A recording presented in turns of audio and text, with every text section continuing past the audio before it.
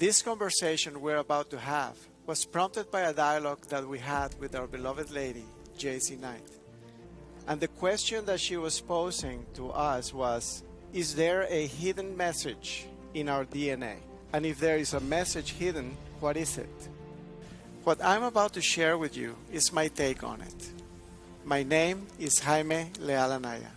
I am a theologian, an author, a publisher, and an appointed teacher here at RSC.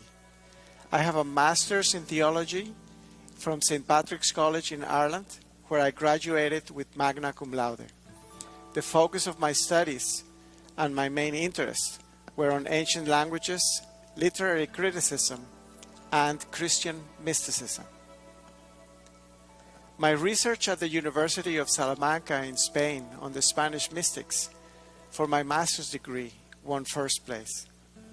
I learned about Ramtha and his teachings after my return from Salamanca to Ireland and was able to travel and attend a retreat here during my preparation for finals.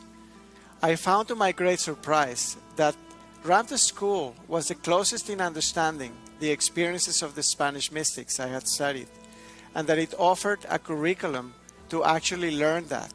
Amazing. I left the seminary in Ireland and became a student of Ramtha School directly after graduating in 1993 and continued to participate to this day. I am also the writer and editor of the school's publishing house, JCK Publishing, and I'm very honored to participate as one of the appointed teachers here at RSC.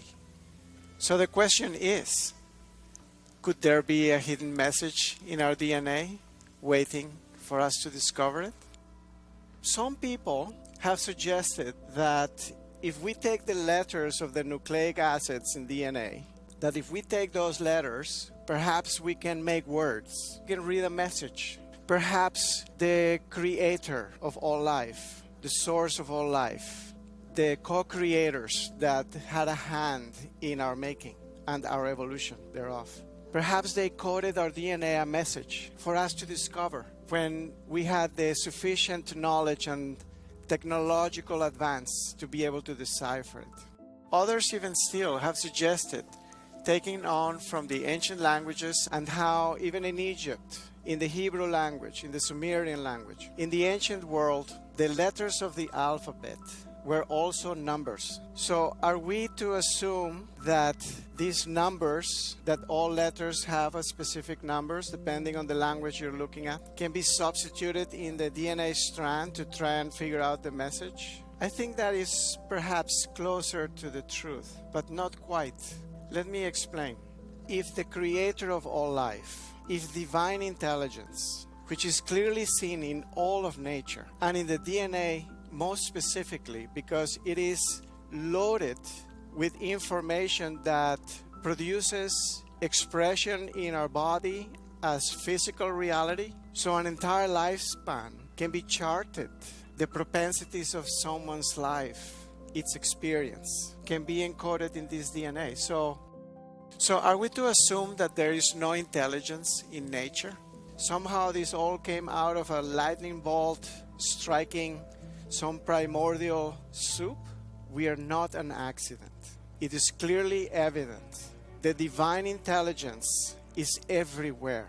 And the language of the divine, as expressed in DNA itself, must certainly be the language of mathematics, a universal language. Look at nature. Even though there's no straight lines, there is form, there is intelligence, there is beauty, there is geometry all around us.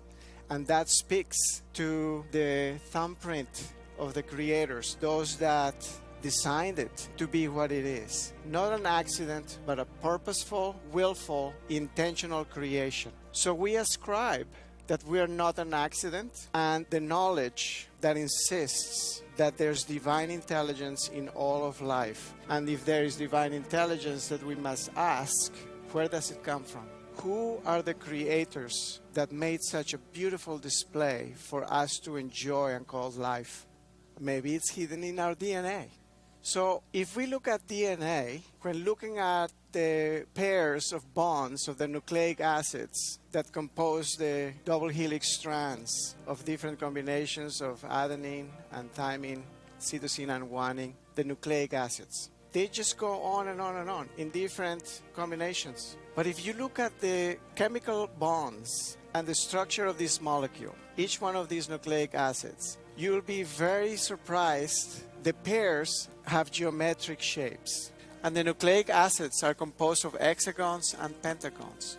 You have 6-sided structures and you have 5-sided structures. And they pair with their opposite. So you have, for example, adenine, and it is composed of an hexagon and a pentagon in its chemical structure of atomic structure. And it binds always to the same pair, its mirror, nucleic acid. So when Shakespeare said, "We are made of the stuff of stars, we are made of stardust," indeed we are. Our DNA is made out of 2 stars, a 6-pointed star and a 5-pointed star. And the other 2 pairs are also the same shapes. So if you look at it in a simplified way, a mathematical way of looking at it, then we realize that the nucleic acids could be binary code. And if we look at the bonds of DNA, we have a 0 and a 1, we have a 6-pointed star and a 5-pointed star. And it repeats in different ways, in different combinations. So we are made out of stars, a 6-pointed star and a 5-pointed star. But what does it mean? What kind of message does it contain? And it's all over nature. You just have to look at a beautiful apple tree and its flower. And it is a 5-pointed star. And then you have the beautiful apple. And you cut it in half.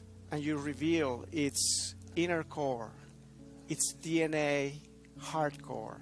And it also is a 5-pointed star. From Christianity, even Christ himself says, in the book of Revelation 22:16, "I am the bright morning star," which was always exemplified pictographically as a 5-pointed star. We see the 5-pointed star used everywhere as one of the most precious and sacred symbols around the world, as in the American flag and the military insignia of the great men and women of this country who continue to fight for all of us for the right to life, freedom, and the pursuit of happiness. And anyone with a little bit of intelligence can just go out for a walk in nature, in spring perhaps, and look all around and see how nature itself is built on this beautiful geometry. It has nothing to do with evil. So the 5-pointed star is one of the beloved stars here at Ramtha School of Enlightenment that has been here for now over 4 decades, and it is still going, under the leadership of Ramtha the Enlightened One and our beloved lady, the channel, Jessie Knight. We have the 5-pointed star as a symbol of Christ within everyone, as a symbol of God, the divine, alive in its creation, in all life. And the other star that we have here, by direction of Ramtha himself, is the 6-pointed star, which is also popularly known as the Star of David. It is made out of 2 triangles, one pointing up and one pointing down, as the famous words, ancient words, from the emerald tablet that Ramtha came to remind us of, as above, so below, as within, so without. Thus we have 2 stars, and we are investigating as to what can they mean, and why are they all over nature and in our DNA, which is the thumbprint of life, our human life. What is the message hidden there? What could it possibly be? And if the gods who created this DNA left us a message easy to discover, they would most likely imprint it in the language of mathematics and geometry as we explained. So the understanding of the 5-pointed star, it's a very interesting geometric shape, because if you stare at it, if you attempt to stare at it, it's always moving. It can't stand still. In contrast to a square, which is solid, it represents the tangible reality because it's solid, it's set, it's immobile, it's laying, resting. But you add one more element, the 5th element, a 5th dimension to it, and the square now becomes a 5-pointed star, and now it can't stand still. It is motion. Where a triangle or a square are in a resting state, the 5-pointed star draws us into its center, the invisible axis of movement in its center, the invisible, the divine, if you wish, the hidden point, the hidden dimension that is outside of the dimension, outside of the lines of the 5-pointed star, its center core. You will find that the star represents very eloquently and elegantly motion. So the star is closer to representing the divine, the observer in us, the one that gives meaning and animation and life to what it observes. As now it has become a science in quantum physics, no longer a theory, is proven fact. Quantum physics, the science of observation interacting with mass, the observer effect. So the 5-pointed star very well represents the Christ, if we are to take the Christian understanding that Christ lives within us, that the kingdom of God, as he said in Luke 17:21, is within everyone. Christ also taught us to pray and say, "Our Father, who art in heaven," didn't he?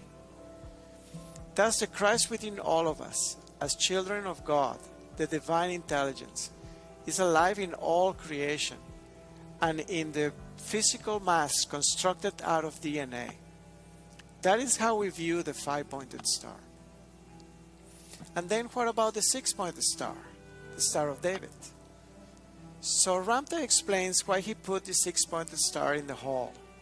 It is a symbol of the initiate, we as forgotten gods, learning what is still latent in us but not used. It is reserved there, waiting to be discovered, like the hidden message in DNA. Both of these stars are the pillars of Ramtha's teachings in this school. What is the message in DNA then? The 5-pointed star, as we explained, points to the divine in us, the observer, that gives life, motion, and animation to mass. The 6-pointed star, the bridge between heaven and earth, as above, so below. It is a bridge. It is a ladder that connects and touches heaven and stands firmly on the earth. So this motion that I am presenting to you here is also the first letter of the Hebrew alphabet, Aleph. And Aleph, the first letter, has this shape. It is a being with its hand touching heaven and its foot firmly planted on the earth. It is the connection between heaven and the earth, just as the 6-pointed star. So we begin to understand a little bit more as to what might be the hidden message in our DNA. In this binary code of endless zeros and ones that are not shaped as little circles and little lines, but are shaped in the form of hexagons, 6-pointed stars, and pentagons, 5-pointed stars, ad infinitum. The human DNA could be seen as the stairway to heaven, could be seen as the connection and communication of the original creators of life, the source of life, with the divine observer in us that stands as a bridge of communication, firmly planted on the earth, but with access to divine intelligence. And who could deny that DNA is divine intelligence, and that we have only scratched the surface of its potential, our potential, not as mere tangible human beings cut off from the divine, but as beings imbued with divine intelligence ourselves, with the connection and the antenna in our DNA, ready to receive broadcast and to send broadcast back, as an ongoing experiment of Genesis, an extraordinary creation, deeply connected to the divine within, waiting to be discovered.